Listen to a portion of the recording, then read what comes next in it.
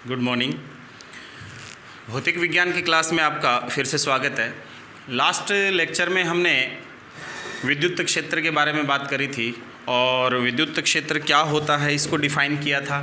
फिर विद्युत क्षेत्र बहुत सारे आवेश अपने पास होते हैं, उनके कारण क्या होता है, उससे पहले कोई बिंदु आवेश है उसके कारण विद्युत क्षेत्र क्या होता है, इन सारी बातों के बारे में अपन ने डिस्कशन किया था। अब एक छोटा सा और टॉपिक होता है जिसको अपन नए नाम से जानते हैं, उसी के आसपास विद्युत क्षेत्र रेखाएं। विद्युत क्षेत्र रेखाएं ये क्या होता है? देखो, हम ये कह रहे हैं कि हमने बात करी थी कि कोई भी आवेश अपन कहीं भी रखते हैं उसके आसपास का प्रभाव क्षेत्र उत्पन्न हो जाता है। चारों तरफ उसके आसपास के जो वॉल्यूम है उस वॉल्यूम में प्रभाव क्षेत्र उत्पन्न होता है। और अपन ये भी कह रहे थे कि वो जो प्रभाव क्षेत्र होता है वो प्रभाव क्षेत्र किसी दूसरे आवेश पर बल भी लगाता है। किस बिंदु पर अपन दूसरे आवेश को रख रहे हैं उस पर उसका मान कितना है, उस हिसाब से अपन उस पर बल का मान ज्ञात कर सकते हैं। ये सारी बातें थी, लेकिन अब ये सारा का सारा अपन विजुअलाइज कर रहे थे, तो अब हम इतना सा ज़रूर देखना चाहेंगे कि भाई हाँ वो क्षेत्र है तो कैसा है कैसा नहीं है, उसके साथ कैसे कैसे अनुक्रियाएं हो सकती हैं, किस प्रकार से उसको दर्शा सकते हैं। तो इन सब बातों को ध्यान में रखते हुए विद्युत क्षेत्र को दर्शाने का प्रयास किया गया कि जो भी कोई आवेश अपन कहीं रखते हैं उसके आसपास का प्रभाव क्षेत्र किस प्रकार का होता है, कैसा होता है और उससे क्या क्या इन्फॉर्मेशन अपन निकाल सकते हैं। उसको कम से कम अपन ने ब्लैक बोर्ड पे तो उतारें कम से कम। तो उसके लिए क्या किया गया, कुछ काल्पनिक रेखाएं खींची गई। क्या खींची गई? काल्पनिक रेखाएं खींची गई। उन रेखाओं को क्या नाम दिया गया? विद्युत क्षेत्र रेखाएं। ये रेखाएं वास्तविक रूप में नहीं होती, अभी मैंने जो नाम लिया उसी के रूप में होती हैं, मतलब काल्पनिक रूप में होती हैं।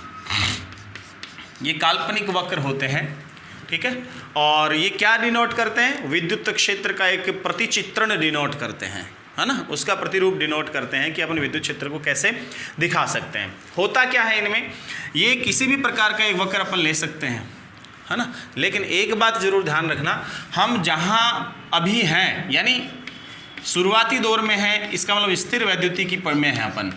आवेश की कौन सी शाखा में है? स्थिर वैद्युतिकी में है। आवेश अभी स्थिर अवस्था में ही रहता है अपने पास, इसका मतलब स्थिर वैद्युतिकी होती है। तो स्थिर वैद्युत जो क्षेत्र होता है उसके लिए वक्र जो होता है हमेशा खुला होता है। कैसा वक्र होता है? खुला। ये जरूर ध्यान रखें आप। यानी विद्युत क्षेत्र रेखाएं होती हैं वो काल्पनिक वक्र होती हैं, काल्पनिक रेखाएं होती हैं, सतत होती हैं। खास बात होती है कैसा? खुला वक्र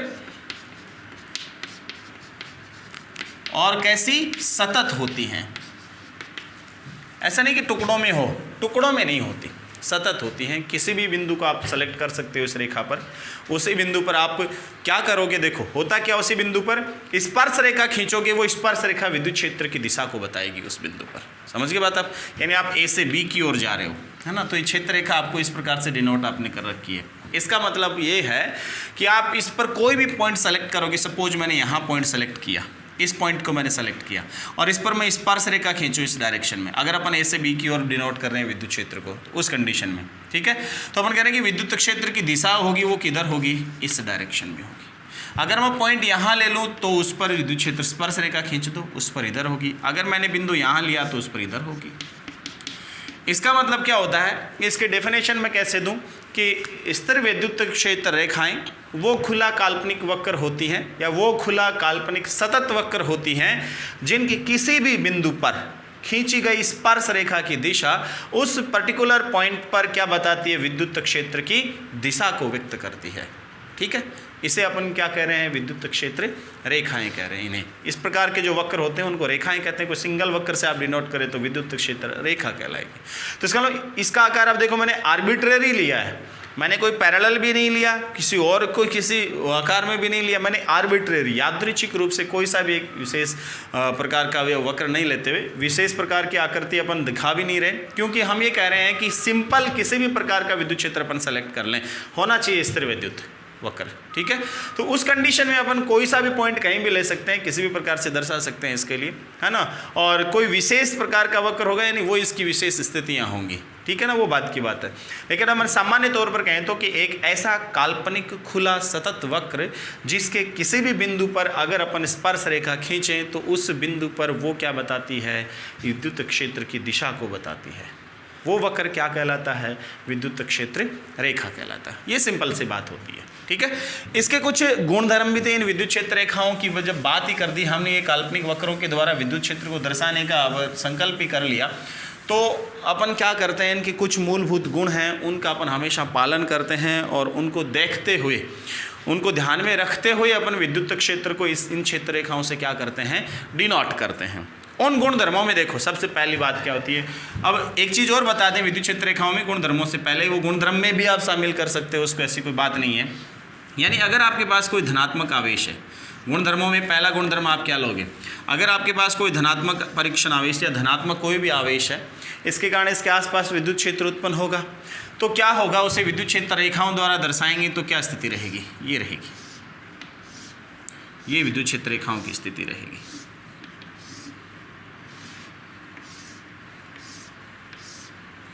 ये विद्युत क्षेत्र रेखाओं की स्थिति होगी। इसके जस्ट चारों तरफ का जो वॉल्यूम है उसमें विद्युत क्षेत्र रेखाएं होंगी। अब धनावेश है तो विद्युत क्षेत्र रेखा का ये सिस्टम रहेगा कि वो यहाँ से स्टार्ट होती हुई दिखेगी और अनंत पर खत्म होती हुई दिखेगी।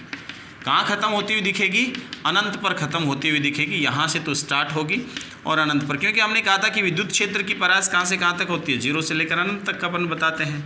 इसका मतलब ये क्षेत्र रेखाएं भी कहाँ से कहाँ तक हो सकती हैं, 0 से लेकर के अनंत तक हो सकती है। ये स्थिति है, इस बात का ध्यान रखना।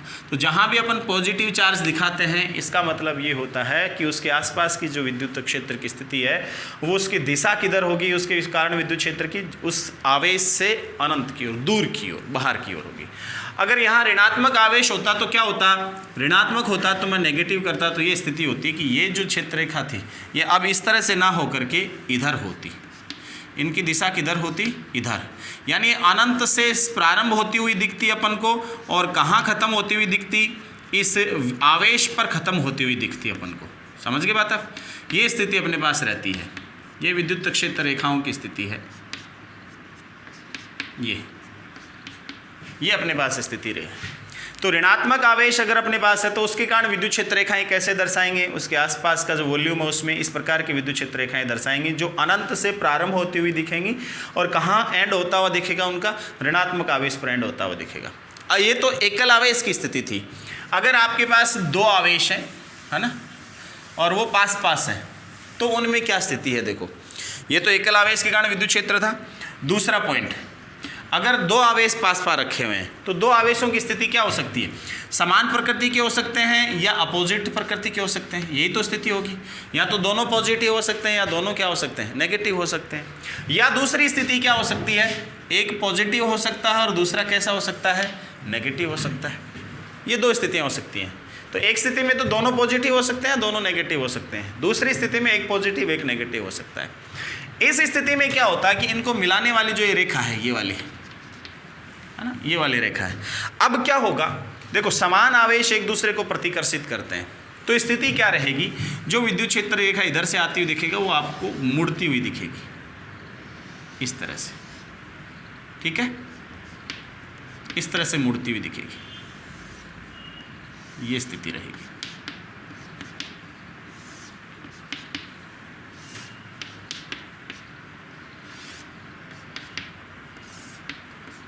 समझ गए, ये स्थिति रहेगी।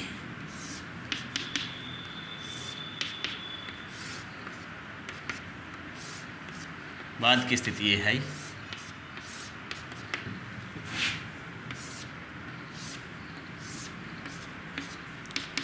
ये विद्युत क्षेत्र आपको दिखेगा। किन के कारण, समान प्रकृति के आवेशों के कारण। यहाँ दोनों नेगेटिव होंगे तो फर्क इतना ही रहेगा, ये डायरेक्शन उल्टी हो जाएगी बस। वक्र रेखाओं का जो प्रकार है वो ऐसा ही रहेगा। अगर ये अपने पास दोनों पॉजिटिव हैं तो क्या होगा, सॉरी एक पॉजिटिव एक नेगेटिव, तो ये उनको मिलाने वाली रेखा है। तो अब विद्युत क्षेत्र किधर से किधर होगा, सीधा। ये जो क्षेत्र रेखा ऊपर की ओर जा रही थी, अब ये इसके कारण इधर मुड़ेगी, ध्यान रखना। ये भी इधर जा रही थी, वो अब इधर मुड़ती है। ऐसे ही ऊपर वाली क्षेत्र रेखाएं ये मुड़ती है, ये क्षेत्र रेखाएं मुड़ती हैं।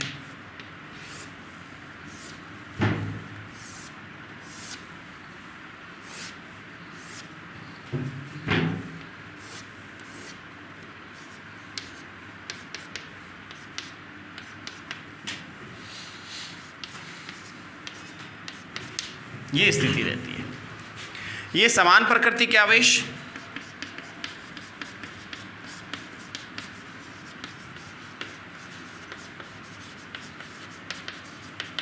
और ये विपरीत प्रकृति के आवेश।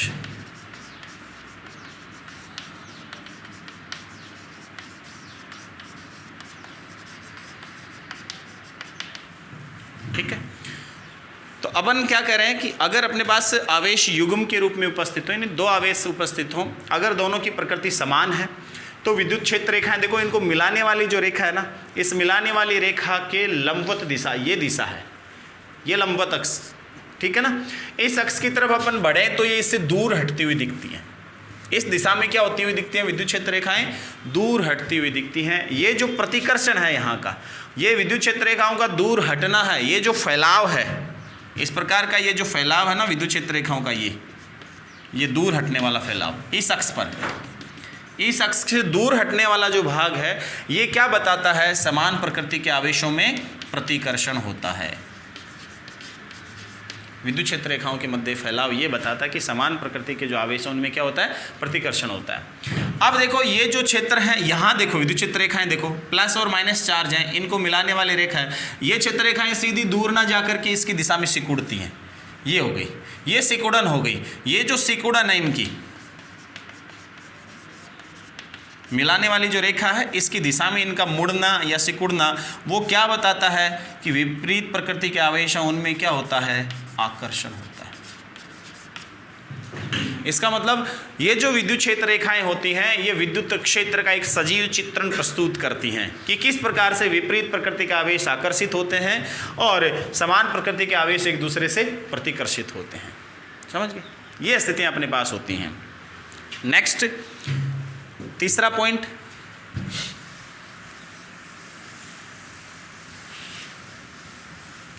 तीसरा बहुत छोटा सा पॉइंट है। क्या है कि विद्युत क्षेत्र जो रेखाएं होती हैं, विद्युत क्षेत्र रेखाओं की जो संख्या है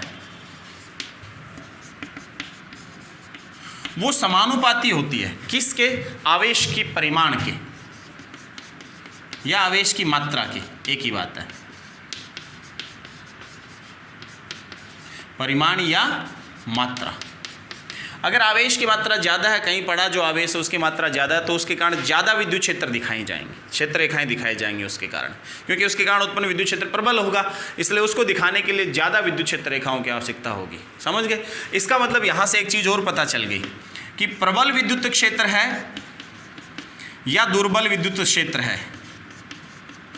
प्रबल विद्युत क्षेत्र है उसके लिए ज़्यादा क्षेत्र रेखाएं, ज़्यादा क्षेत्र रेखाएं। इसका मतलब ज़्यादा क्षेत्र रेखाएं हैं तो उसका वाइस वर्सा। ज़्यादा क्षेत्र रेखाएं अगर आपके पास हैं, पास पास हैं, ज़्यादा क्षेत्र रेखाएं मतलब अधिक घनत्व है। क्षेत्र रेखाओं का संख्या घनत्व है, अधिक संख्या घनत्व है। अगर क्षेत्र रेखाओं का संख्या घनत्व अधिक है, यानी ज़्यादा क्षेत्र रेखाएं हैं पास पास में, तो ज़्यादा क्षेत्र रेखाएं पास पास, ऐसे कह सकते हो, ऐसे कह सकते हो, वरना ज़्यादा तो और भी ज़्यादा हो सकते हैं, स्पेस ज़्यादा हो तो, है ना। तो ज़्यादा क्षेत्र रेखाएं हो पास पास, यानी अधिक संख्या घनत्व है, तो इसका मतलब प्रबल विद्युत क्षेत्र होगा वहाँ, है ना। और इसका उल्टा ये कि अगर अपने पास क्षेत्र रेखाएं हैं वो दूर दूर हैं, पास पास नहीं है, कैसी हैं? दूर दूर हैं, संख्या में कम है, यानी उनका संख्या घनत्व क्या है? कम है। तो ऐसी कंडीशन में जो विद्युत क्षेत्र होगा वो कैसा होगा? दुर्बल होगा। यही बात यहाँ लागू होती है। आवेश अगर आपके पास ज़्यादा है, परिमाण में या मात्रा में ज़्यादा, तो उसके कारण विद्युत क्षेत्र रेखाओं की संख्या भी ज़्यादा होगी, और आवेश का परिमाण या मात्रा कम है तो विद्युत क्षेत्र रेखाओं की संख्या भी कम होगी। नेक्स्ट बहुत इंपॉर्टेंट पॉइंट है कि क्षेत्र रेखाएं, विद्युत क्षेत्र रेखाएं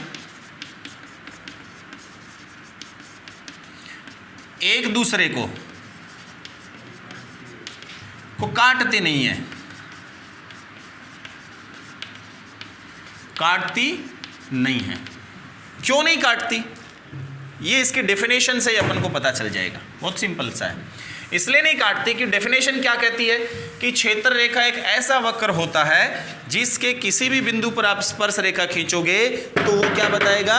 विद्युत क्षेत्र की दिशा बताएगा। सपोज मेरे पास ये वक्र विद्युत क्षेत्र रेखा के रूप में है ना, एक रेखा ये है, दूसरी रेखा मेरे पास ये आ गई, तो मैं कह रहा हूं कि यहां अगर इस पॉइंट पर बात करूं मैं, इस पॉइंट पर, तो क्या होगा, इस पॉइंट पर देखो स्पर्श रेखा इस रेखा के लिए ये खींच दी मैंने विद्युत क्षेत्र की, और इसी पॉइंट पर इस रेखा पर ये खींच दी विद्युत क्षेत्र की।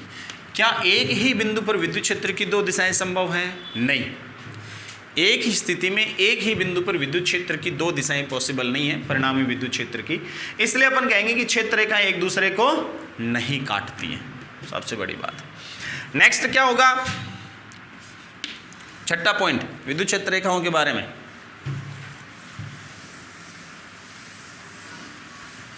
देखो, अगर आपके पास विद्युत क्षेत्र दर्शाना हो आपको, तो जो अपने पास समान दूरी पर और समदूरस्थ हैं, सॉरी समान दूरी पर स्थित हैं क्षेत्र रेखाएं हैं, कैसी हैं, समान दूरी पर क्षेत्र रेखाएं स्थित हैं, तो उस कंडीशन में अपने पास एक समान विद्युत क्षेत्र को दिखा सकते हैं अपन। कैसे विद्युत क्षेत्र को? एक समान विद्युत क्षेत्र को, यानी विद्युत क्षेत्र को दर्शाने के लिए अपने पास समान दूरी पर यानी समदूरस्थ विद्युत क्षेत्र रेखाएं होनी चाहिए। अब ये दो प्रकार की हो सकती हैं। देखो, हमें कह सकता हूं कि सपोज मेरे पास ये क्षेत्र रेखाएं भी हैं इस प्रकार से, समझ गए? इन पर देखो स्पर्श रेखा खींचोगे तो हर पॉइंट पर विद्युत क्षेत्र, जैसे यहाँ मैंने पॉइंट लिए तो यहाँ विद्युत क्षेत्र की दिशा ये, यहाँ ये, इस पॉइंट पर ये, इस पॉइंट पर ये, इस, और इस पॉइंट पर देखोगे तो ये। इसका मतलब क्षेत्र की दिशा तो समान नहीं है, लेकिन क्षेत्र रेखाएं समान दूरी पर है एक दूसरे से। ये वक्र एक समान दूरी पर है, इसका मतलब परिमाण समान होगा। यहाँ ई का क्या होगा, परिमाण समान होगा, क्योंकि दूरियां क्या है, बराबर है।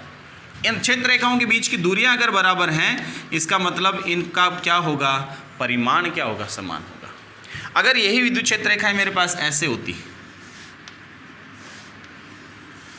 ऐसे होती, इसका मतलब दिशा एक ही है, किसी भी बिंदु पर आप लो, और दूरियां भी दोनों सभी में क्या है, बराबर है, किन्हीं भी दो के बीच की दूरी। ये देखो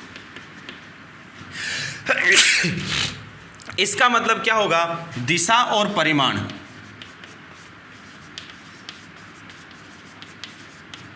दोनों क्या हैं, समान है। समझ गए? तो इसका मतलब ये जो विद्युत क्षेत्र होगा, ये दिशा व परिमाण दोनों में ही एक समान होगा, दोनों में क्या होगा, एक समान होगा। ठीक है?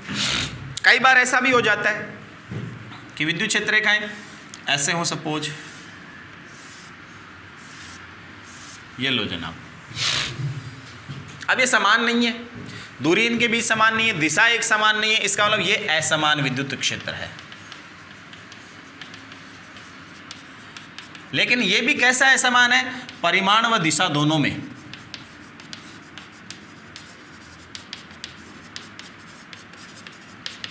परिमाण और दिशा दोनों में क्या है, असमान है। समझ गए? एक और प्रारूप है इसका, अपन बता सकते हैं सिंपल सा। अगर मैं एक काम करूं, देखो ये क्षेत्र रेखा खींचती, ये इसके जस्ट पास, ये थोड़ी दूरी पर, ये और पास खींचती, ये और दूरी पर खींचती, ये और दूरी पर, इस प्रकार का है। अब इसमें देखो दूरियां देखो बराबर नहीं है, कभी ज़्यादा है तो कभी क्या है, कम है। इसका मतलब क्या है, ये विद्युत क्षेत्र असमान विद्युत क्षेत्र है। ये दिशा में तो समान है, ध्यान रखना, ये दिशा में तो क्या है, समान अपने पास है, लेकिन परिमाण में क्या है, असमान है। बस ये ध्यान रखना, समझ गए? ये चीज़ ध्यान रखने लायक है।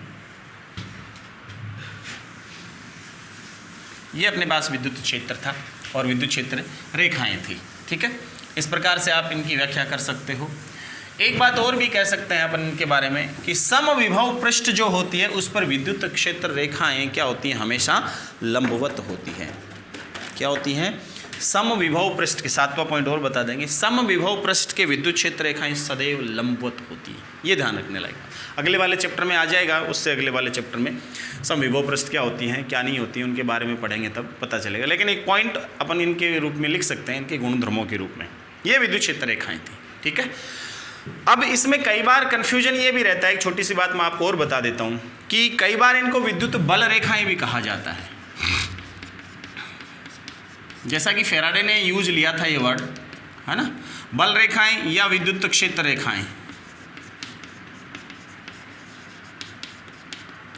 ठीक है, दोनों में डिफरेंस है। पहले ये वर्ड यूज किया जाता था, लेकिन अब ज़्यादा सही कौन सा रहा? विद्युत क्षेत्र रेखाएं।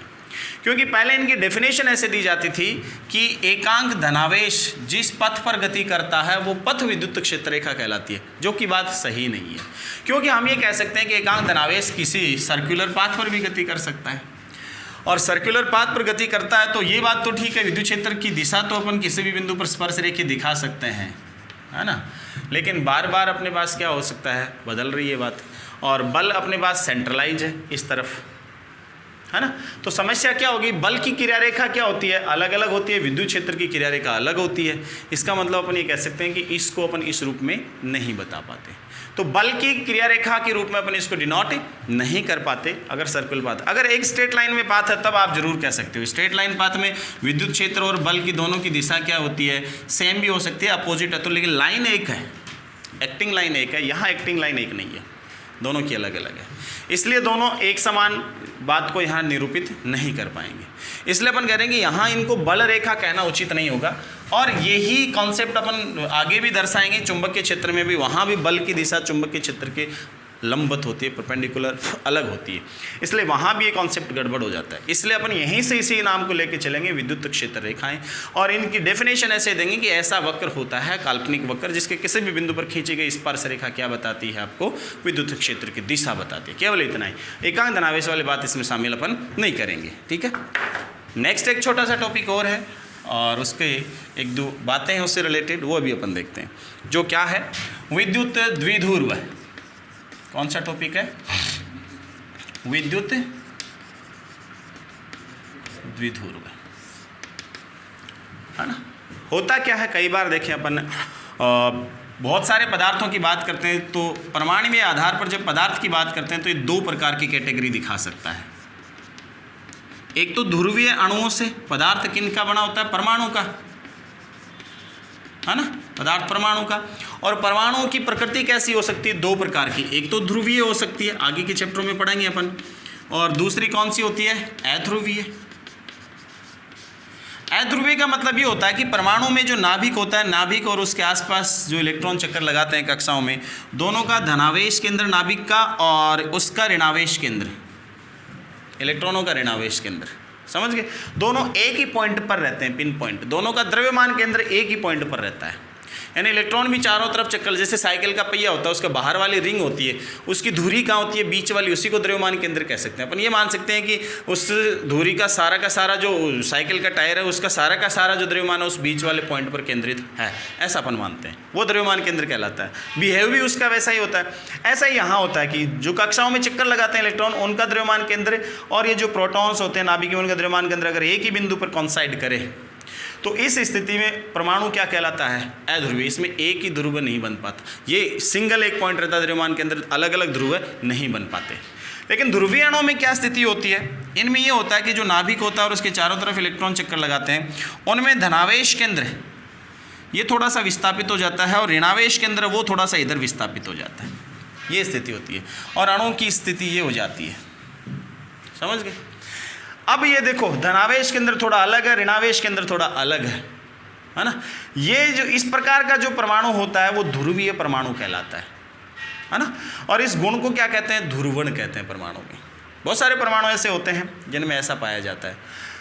इनमें भी बहुत सारे परमाणु या बहुत सारे पदार्थों की ये स्थिति रहती है कि इनको अगर विद्युत क्षेत्र में रखते हैं तो इनका भी ध्रुवण हो जाता है, ये स्थिति होती है। इसको अपन एक परमाणु द्विध्रुव नाम देते हैं। इसको क्या नाम देते हैं कि परमाणु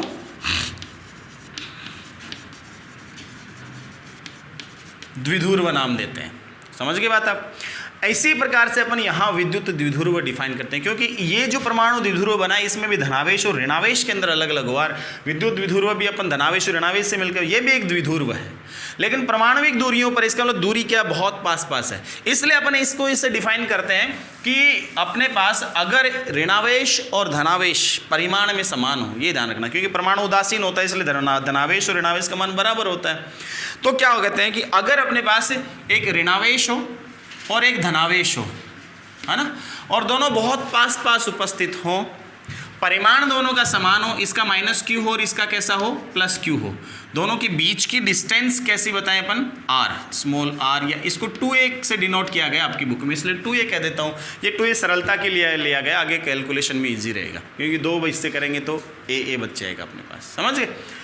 तो ये जो व्यवस्था अपने पास होती है ये द्विध्रुव कहलाता है।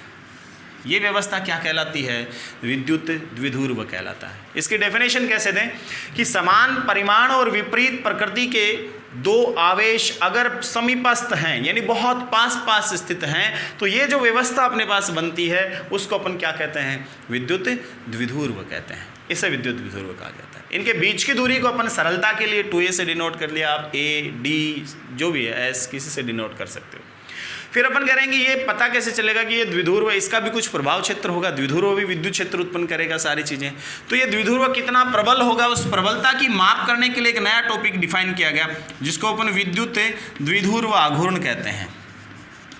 क्या कहते हैं, विद्युत द्विध्रुव आघूर्ण कहते हैं, है ना। इसको अपन कैपिटल P से दर्शाते हैं, और ये एक सदिश भौतिक राशि होती है, ये भी ध्यान रखने लायक बात है, ठीक है ना। तो अपन करेंगे विद्युत द्विध्रुव आघूर्ण क्या होता है। विद्युत द्विध्रुव आघूर्ण इस विद्युत द्विध्रुव की प्रबलता का मापन करता है। किसका मापन, प्रबलता का मापन करता है कि विद्युत द्विध्रुव कितना प्रबल है, कितना स्ट्रॉन्ग है, ये इसकी अपन बात करते हैं। इसके द्वारा उत्पन्न विद्युत क्षेत्र कितना प्रबल है, इसका जो मापन होता है वो किससे होता है, विद्युत द्विध्रुव आघूर्ण, ये राशि कहलाती है। इसलिए अपन क्या कहते हैं कि विद्युत द्विध्रुव की जो प्रबलता होती है उसका मापन करने वाली जो भौतिक राशि होती है उसको अपन विद्युत द्विध्रुव आघूर्ण कहते हैं। गणितीय रूप में इस विद्युत द्विध्रुव आघूर्ण को कैसे डिनोट करते हैं, किसी भी एक आवेश का परिमाण Q गुणा दोनों आवेशों के बीच की दूरी 2a, है ना, यानी P बराबर 2a इंटू Q, इससे डिनोट करते हैं। ये एक सदिश भौतिक राशि होती है, इसलिए मैं इस पर सदिश लगा सकता हूँ, तो यहाँ मैं P कैप लिख सकता हूँ सरलता के लिए। और ये P कैप क्या है, P कैप माइनस आवेश से प्लस आवेश की दिशा में एकांक सदिश। P कैप क्या है, माइनस Q से प्लस Q की ओर, देखो इसका तीर का निशान देखो इधर, है ना, तो माइनस Q से प्लस Q की ओर एकांक सदिश है, जो क्या बताता है, द्विध्रुव आघूर्ण की दिशा बताता है। समझ गए बात आप, ये अपने पास विद्युत द्विध्रुव आघूर्ण होता है। इस द्विध्रुव से सामान्य एक बात और भी अपन बताते हैं, छोटी सी बात, कि ये माइनस चार्ज यहाँ रखा है, प्लस चार्ज यहाँ रखा है, दोनों आवेशों को मैं मिलाता हूँ, है ना, ये वाली बात है। मिलाने के बाद इसको आगे बढ़ा देता हूँ, तो दोनों आवेशों को मिलाने वाली अक्ष है उसी को आगे बढ़ाया मैंने, और इनका मिड पॉइंट अपने पास यहाँ पर है, उसमें भी मैं लंबवत एक अक्ष खींच देता हूँ। ये मिड पॉइंट O होता है। हमेशा दूरियाँ द्विध्रुव की इस मिड पॉइंट से ही मापी जाती हैं, ध्यान रखना जरा, ठीक है। तो यहाँ से ये दूरी कितनी है, A है, और यहाँ से ये दूरी भी कितनी है, A है। टोटल दूरी कितनी होगी, 2a होगी, ये स्थिति होगी। तो ये जो ऋणात्मक आवेश पड़ा ये, अब अपन करेंगे ये जो दोनों आवेश हैं इनको मिलाने वाली जो अक्ष है, ये वाली, है ना, ये इस अक्ष से गुजरनी है, ये रेखा इस रेखा से गुजरने वाली जो अक्ष है वो अक्ष कहलाती है द्विध्रुव की अक्ष। इसको क्या कहते हैं, द्विध्रुव की अक्ष। और ये मिलाने वाले रेखा के बीचों बीच लंबवत गुजरने वाली जो रेखा है उसको अपन कहते हैं विद्युत द्विध्रुव की निरक्ष। ये सिंपल सी बात होती है, ये इनका मध्य बिंदु है, ध्यान रखना जरा, ये सिंपल सी बात होती है, ठीक है।